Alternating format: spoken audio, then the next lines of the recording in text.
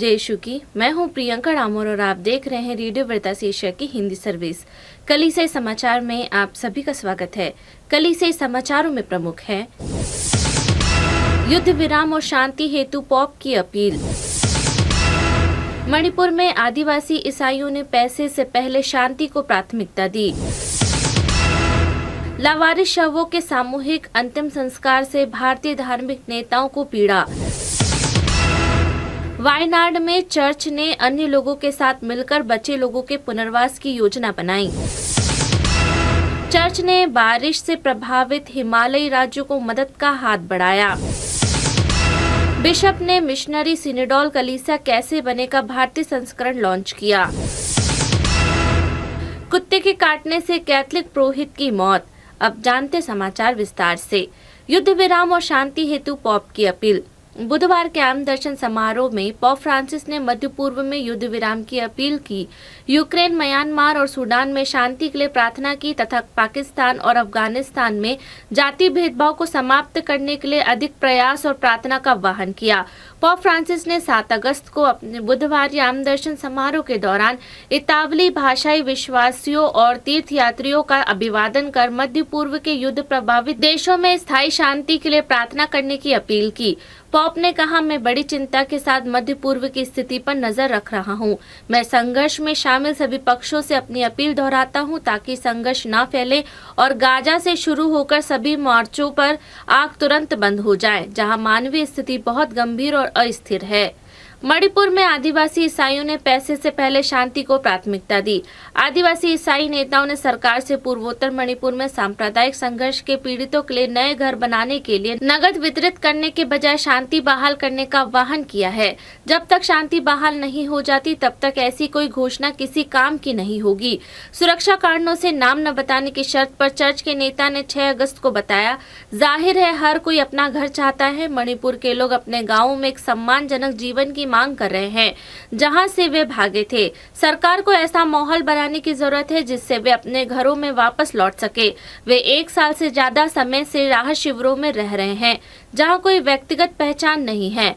मुख्यमंत्री ने घर बनाने के लिए नगद राशि की घोषणा की है, लेकिन एक आदिवासी ईसाई नेता ने पूछा, जब तक राज्य में शांति नहीं होगी तब तक वे इसका क्या करेंगे।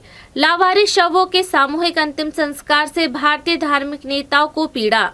वायनाड में हुए घातक भूस्खलन के बाद छत विछत शवों और अज्ञात शवों के सामूहिक अंतिम संस्कार में संयुक्त रूप से प्रार्थना करने वाले ईसाई और मुस्लिम धार्मिक नेताओं का कहना है कि यह अनुभव उन्हें अभिभूत कर गया। चूरलमाला गांव में सेंट सेबेस्टियन चर्च के पुरोहित फादर जिबिन वट्टुकल्लम ने कहा, यह मेरे लिए अकल्पनीय है। वे 5 अगस्त को केरल के वायनाड में 29 अज्ञात शवों और 154 छत विछत शवों के सामूहिक अंतिम संस्कार में शामिल हुए थे। पुरोहित ने 6 अगस्त को बताया कि भूस्खलन स्थल के पास दूसरे ऐसे अंतिम संस्कार में बहुत कम लोग शामिल हुए, जो एक चाय बागान कंपनी द्वारा आवंटित भूमि के एक टुकड़े पर आयोजित किया गया था। वायनाड में चर्च ने अन्य लोगों के साथ मिलकर बचे लोगों के पुनर्वास की योजना बनाई। केरल के वायनाड जिले में भूस्खलन से बचे लोगों के लिए अकल्पनीय और दीर्घकालीन पुनर्वास योजना को लागू करने के लिए विभिन्न धर्म प्रांतों, धार्मिक मंडलियों और आम लोगों के समूह ने हिंदू और मुसलमानों के साथ एक टास्क फोर्स का गठन किया है। 30 जुलाई को पहाड़ी जिले में केरल में सबसे खराब भूस्खलन में से एक देखा गया, जिसमें 400 से अधिक लोग मारे गए और अन्य लोग घायल हो गए। 2000 से अधिक लोग शिविरों में रह रहे हैं। अंतरधार्मिक वायनाड रिलीफ ग्रुप ने तत्काल कदम के रूप में अस्थायी पारिवारिक आश्रय बनाने के लिए अंततः स्थायी घर बनाने का फैसला किया है।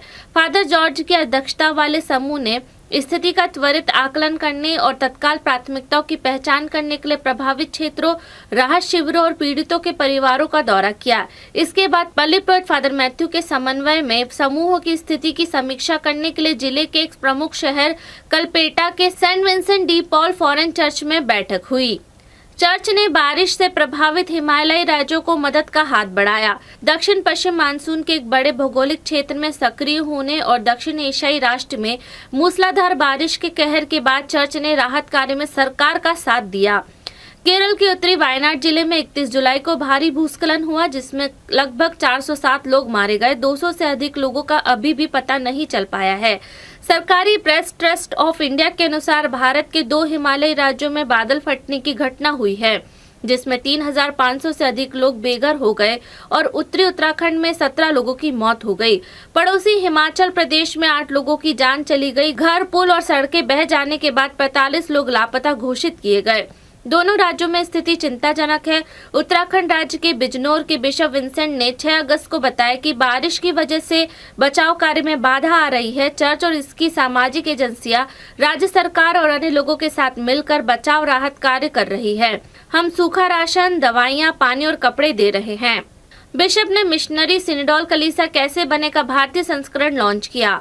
भारत के कैथलिक बिशपों के सम्मेलन ने 16वें साधारण महासभा के आगामी दूसरे सत्र के लिए मिशनरी सिनेडोल कलीसिया कैसे बने का भारतीय संस्करण इंस्ट्रूमेंटल लेबोरिस का अनावरण किया है। यह महत्वपूर्ण कार्यक्रम 2 से 27 अक्टूबर को रोम में निर्धारित है।